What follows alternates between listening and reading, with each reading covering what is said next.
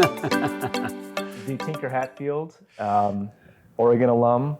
That's right. Oregon athlete, and lowly Nike employee. Yes. Good point. Good point. I'd like everybody to say hello to Dennis Worden, who is a fantastic crusader or a builder of connections with Native American culture and life and the rest of us. And he works for Walmart, which has a lot of resources to help sort of promote and help Dennis do what he does, which is really great. You're from a small town. Small town, very small. When I was looking at schools, I always figured I'd go to college, but I didn't really think about what that was going to be until later than other people did. And Oregon seemed kind of like, it wasn't Oregon. All my friends were going to Oregon State, so I wanted to try something a little different. I didn't have the schools like Duke or Harvard or Stanford seemed like a million light years away. And so I thought, Oregon seems like the place where I'm supposed to be. Yeah, good. Well, Dennis, we were very fortunate that you chose Oregon. Me too. Yeah. And given your history and what you've accomplished, you represent our state and our school very well. So that's fantastic. I came also from a small town. A little bit different process for me. I was, as an athlete, I had some choices all over the place. And I went through this process of visiting a lot of schools, like recruiting visits. And I always was asked what I wanted to study when I was at a different school. And when I said architecture, the conversation got really weird because none of the coaches and or recruiters were very keen on giving a Division I sports scholarship to someone who wanted to also be in the School of Architecture. Too much time, difficult to balance. So my last visit was to the University of Oregon. And was it high on your list at the time? It was high on my list, and I kind of left it for last for a good reason, because I felt like it might well be where I wanted to go, but I wanted to kind of give the other places a chance. But I think it was strategically, it was the last visit, so I could maybe compare everything else to that final visit. So I had the visit. The world-renowned track coach Bill Barman was the person I was having the conversation with, and he asked the question, what would you like to study? And I'm like, oh God, do I say architecture? Or are they going to tell me? No. Anyway, but I decided to just answer it the same way that I answered all the other coaches and recruiters. And I said, architecture. And I thought he was going to say, well, sorry, no, we just can't go down that road. But he didn't. He said, I believe that we are here to educate as well as help people perform in sports and do the best they can in life in general. And he said that it's going to be very difficult, but I believe that it's possible. So unlike all the other coaches and recruiters, he actually said, if you want to come to Oregon, we will offer you the scholarship. And even though, so I was leaning that way anyway, and that just sealed the deal. Yeah. It was like over, done. So, Did you ever feel like you should change the answer? No, I didn't want to change the answer because I wanted to, I felt like after I had visited a few, I'm like, I'm just going to be real consistent and just see how, and just use that as part of the way I was judging the school, the coach, the program. Yeah. Yeah. It's a lot of insight for a high school student. To have the structure in place to try to test the schools in the same way. Yeah, I don't give myself a whole lot of credit. I think it was. I think I just sort of lucked into just trying to just be consistent, and I don't know if I thought too deeply about it, to be honest. But it turned out to be a good strategy for sure. Yeah. For me, I started in 2002, and so, you think about the mid to late 90s and all the investment and all the thought, the planning that was going into the university at the time, both on campus and with the athletic department, that was just starting to take a hold. Yeah, that's a good point. And I would add help a little bit. Yeah, just a smidge, just a smidge. But looking back, I think you could really feel the energy of the campus was just starting to get a little more energy.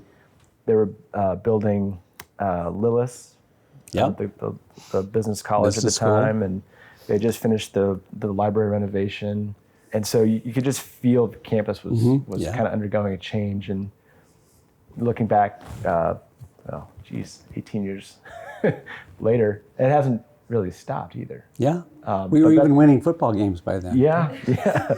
We won the Fiesta Bowl right before I got here, and then we had a couple of years that were a little.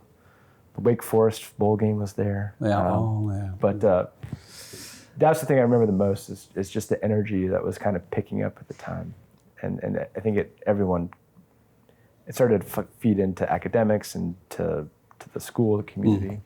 So. Well, I was a freshman in 1971, so I have felt pens older than Dennis. All kinds of things. That was a very interesting time, I think, in the nation's history because of civil rights issues, and also the Vietnam War was a big, I guess, occupied a lot of our consciousness. And the University of Oregon was a very interesting place when I got here because I came from a small town where controversy and different trains of thought didn't exist too much. It was kind of a monoculture, small farming area.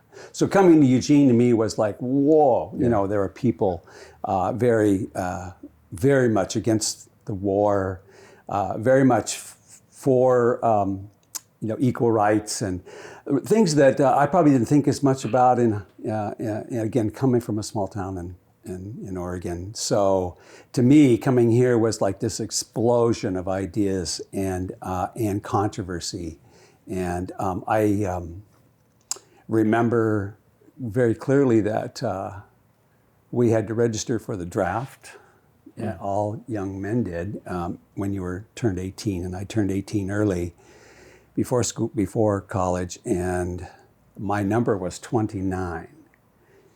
When my track coach found out, so when Bill Barman found out that I was 29, he immediately marched me down to ROTC and enrolled me in ROTC. I had no interest in being in ROTC, but I also had a greater disinterest in being in the Vietnam War, to be honest. So anyway, I was in ROTC for during a time when if you were caught walking around campus in your ROTC uniform, you might well have stuff thrown at you. And so that was the environment, which is really, I thought it was exciting and interesting and crazy and wild. And I was really a very rapid sort of amount of the modern expanse of the world and what was shaping a lot of things came at me all really, really quickly. So there's something interesting about coming from a small town to a school. But I think if you come from Portland, maybe the campus feels smaller than where you're from. Yeah. But if you're kind of like you, is open to the idea of being in a different environment, and when you come, you're almost like a blank canvas of just everything's new, bigger, different, more energy, and it's just kind of like how do you harness it? Yeah. I remember that exactly, Dennis. That my first, certainly the first several weeks was like just super exciting and interesting and crazy. Yeah. And trying to again absorb so much that I hadn't been exposed to. So I loved it. I thought that some people like they don't handle that very well because they just get too scattered. I don't know. It seemed to work for me to be stimulated like that. So it was good. Speaking of the things that went wrong, this doesn't have to make the role, but things that went wrong. Like the first weekend I was here, there was a riot on kind of East Campus, and people were burning things, and it was like, does this happen every weekend? This is like, whoa, well, I need to buy a helmet. And, some people don't know how to take that. I do have a quick story about the Vietnam War part of, the campus culture, because there was a very strong, group. I'd say the majority of students on campus were against the war. And in fact, my very first breakfast at Hamilton dormitory, just right near here, very first breakfast, we were all sitting down. I knew some people, so I was sort of sitting with people that I knew, but we had just sat down, and at least 100, maybe more, older students, maybe graduate students, or maybe even non-students came in, and they were chanting anti-Vietnam War slogans. And they went all around the room. We're a bunch of freshmen like, oh, well, this is weird, and kind of interesting. And they grabbed all the ketchup bottles in that whole room and sprayed everybody and themselves with ketchup. And then fell down on the floor writhing like they'd been shot. That was my first meal at the University of Oregon. We were covered in ketchup, and they were there for a good 15 minutes. And some people were intimidated or frightened by it, but I thought it was, wow, this every day could be really cool or interesting or weird. What's going to happen at dinner? Yeah. And I think that for me was, again, stimulating. I'm like, wow, there's a lot I need to get connected with, and I need to get sort of almost catch up with kind of what was going on. Not to make a joke about ketchup, but there was a lot I needed to learn. In addition to the course studies, was just being part of a bigger world. Yeah. It's kind of funny how things, we were talking a little bit before, like that seems to be a bigger part of the factor when you're applying to school now, and everything that goes into the decision of who's gone there, where the people work. Yeah. How does that, I didn't stumble into it, but you kind of just, Yep. I think in this world, we're all sort of several years removed from, I am a long time removed from the University of Oregon. I've come to appreciate, what it means to be more curious. And being curious is also to sort of learn about who was here before you. And so it took me a while sort of to kind of get into that mode of understanding. Somebody that had achieved something special had gone to school here, and it wasn't just actors and athletes, and it was people in sciences and things like that. And I started to appreciate that a whole lot more, but it's kind of a little bit more after the fact. You probably start to hear a consistent theme that when I was a senior, I didn't have a good sense of, I had an idea of what I generally wanted to do. And at the time I wanted to work on tribal water rights. So I was going to go to law school, and but I started reading books that were more focused around legislative issues. And so I thought that's where I wanted to spend my effort, trying to shape the policies rather than trying to fight the policies. Ended up finding a fellowship that was funded by the Confederated Tribes of Grand Ronde. They had this idea, they wanted to send tribal members back to DC to work in a congressional office. And in doing that, they were able to pay a stipend where most people wouldn't, at an entry-level job, even get paid. You get the exposure of doing real substantive work in the office. And then the third is the offices get that experience, that knowledge that most offices don't have. And then I guess the last piece is, over time, you create an alumni network of its own. And so I went to DC in that was right out of school.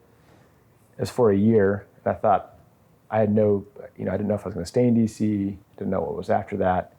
And like a lot of things in life, it kind of just took on a life of its own. They offered to keep me on afterwards, and then that led to another job, and that led to another job. But really had no ideas. 6 months before that, I didn't know what I was going to be doing after school, and ended up shaping the next 10 or 15 years of my life.